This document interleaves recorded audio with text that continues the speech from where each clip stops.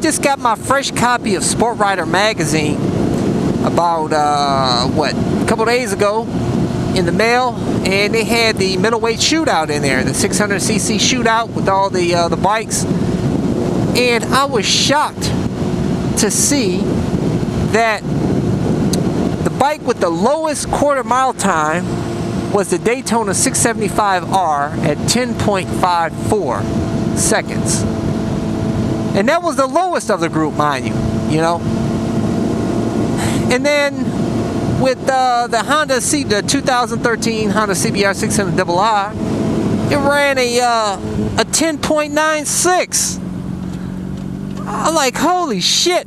You know, now, mind you, my bike, the 2008 CBR600rr, back in 2008, the Sport Rider Shootout, this bike ran a 10.52 in the quarter mile.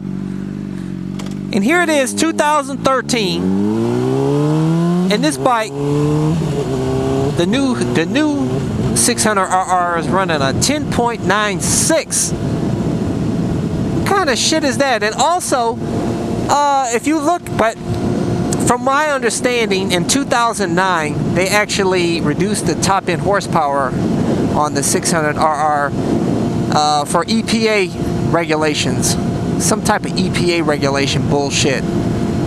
And that's unfortunate, because from what I hear, people that have ridden the 07-08 600rr and the 2009 and newer, they say that the 2007 and 8 600rr is actually, the throttle response is much more crisp and it feels like it has more hit when you crank the throttle. And feels like the mid-range and everything, the top end is much more has a little bit more power. So I don't know how true that is. I've never ridden any of the 2009 through 2012 CBR600rr. All I can tell you is from this my experience with this bike, and I'll tell you, this bike, it's been almost a year since I've owned this bike, and I absolutely love it. I'm still get the adrenaline rush. It shoots out from the line quickly. Said I get 0 to 60, 3 to 4 seconds. 0 to 60 time trials, baby. We're out here in the good old Ohio country. Let's get it, baby.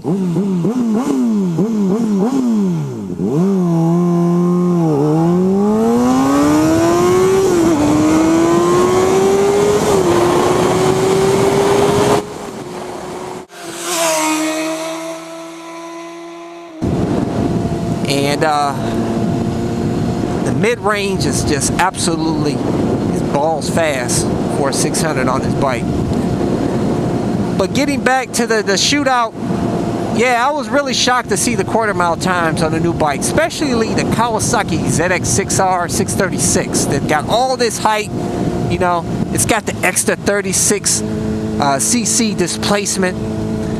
You know, everybody's saying it's more suited for the streets, got more low-end power, blah, blah, blah. And I'll be damned, the quarter mile time on that bike is 10.71. After all that hoopla, I thought we were going to get at least below 10.5 on that.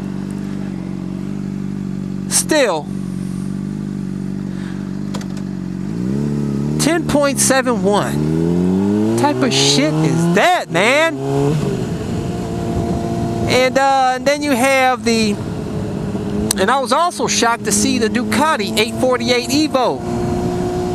That bike got a 10.83, and that has 849 cc's displacement. What the hell, man? I don't understand this shit.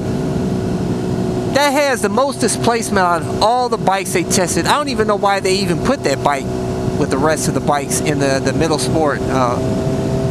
Middleweight Supersport Shootout.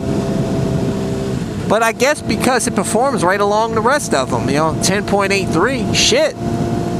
And also the MV Augusta, which runs the, has 675 cc's, and that ran a 10.94.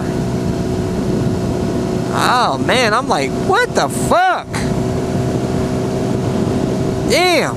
And then you got the for those of you guys that are so in love with the R6 and think it's the most badass bike, which it is an awesome bike, but for the track, until Yamaha makes some changes to the bike. But anyways, that ran a damn 11.21. That was the slowest bike of the group on the quarter mile. And that just goes to show you just what everybody says. They say it has, you know, the mid-range isn't all that great on the bike, at least compared to the other 600cc Super Sports. And obviously that's evident in the quarter mile time, 11.21. But from my understanding, you can make some changes to the bike to make it a little bit more quicker off the line. You know, makes a sprocket change, put a juice box on, a power commander, maybe a Bazzaz unit or something, change things up a little bit. But who wants to spend all that extra money, man? I know some of you guys like to spend all that extra money and juice your bike up. But for me, I'd rather have more displacement, man. And if I'm going to spend all that extra money for all that extra shit to get an extra 20 or 30 horsepower, I'd rather just pay the extra couple $1,000 and get a leader bike and get all that raw power. Oh, that's closed because of all the rain. But yeah, I don't understand it, man. The 600s are getting slower, man. I tell you, I thought really hard about this. I'm like, what bike would I get if something were to happen to this bike here? And I thought really hard about it, and I mean, I've been thinking about it for a long time now. I'm just like, what bike would I get? I mean, there's like really no other bike that I want. I really love this bike, so I mean, if I couldn't get another 2008 CBR600rr, a clean one, I finally figured out that, hey, drum roll, I'd get a Fireblade, a 2012 or newer Fireblade CBR1000rr. Although, like I said in my other videos, that I'm really not a big fan of the front fairing, that flat pancake fairing. It's not the best looking leader bike, but it has the Honda quality. It doesn't have all that electronics bullshit that, you know, the traction control, the power modes, the rain modes, and all that other bullshit. In my opinion, when you have all that extra electronic shit, it makes the bike more unreliable down the line. Because, you know, I've been working with electronics for a long time, and they can be unreliable sometimes, especially when you put all that shit on a bike. So I'd rather do without it, and the only leader bike that doesn't have all the electronic shit is the Fireblade. And from my understanding, the Fireblade has the strongest mid-range out of all the leader bikes, except for I think the BMW S1000rr or the HP4, which is basically almost the same bike except for some minor changes. But yeah, the BMW, but besides the BMW, it's one of the fastest leader bikes. At least and has one of the most powerful mid-ranges on that bike. But yeah, it'd definitely be the Fireblade, guys. So if I can't find a clean 2008 CBR600rr, it's gonna be a Fireblade. You got that right, folks. CycleCruza will be cruising a leader bike, Fireblade. And also, you know, I had thought about the BMW S1000rr, the HP4, what have you, but you know, although it's a hot bike, I really love it. I don't like the electronics package, and also I don't like the, you know, I don't know about the reliability of European bikes. It's kind of sketchy, you know. And also part availability is not going to be as good with the BMW bike as with the Japanese bikes. So I guess I'd have to, I'll pass on the BMW. I don't know. We'll see how, maybe a few years down the line, when we can really see the reliability results of the BMW S1000rr. If I see it's a really reliable bike, and then I might be inclined to get one. But I think I'm going to stick with Big Red. Really love Honda bikes. If you speak with a lot of owners, Honda owners, they'll tell you, man, you don't have any problems with the bikes. I have not had any problem with this bike. This bike is pushing 15,000 miles. I bought it with 9. I put a little over 6,000 miles on it. And man, this bike, it gets better. The more I ride it, it feels like the better it gets. I don't know, it rides like a brand new bike still. And it's a fairly easy bike to work on, not too difficult. And I really enjoyed it so far. Really infatuated with this bike. And like I said, I don't know, besides I don't know, like I said, the only other bike I think I could go to is a Fireblade. But yeah, so I thought I'd just run that by you guys, as far as just being shocked after seeing the middleweight shootout and seeing the low quarter mile times, and just seeing how things are dialing back instead of dialing forward. And unfortunately, because of the EPA bullshit, I guess, definitely I know for the Hondas. I don't know about the other bikes.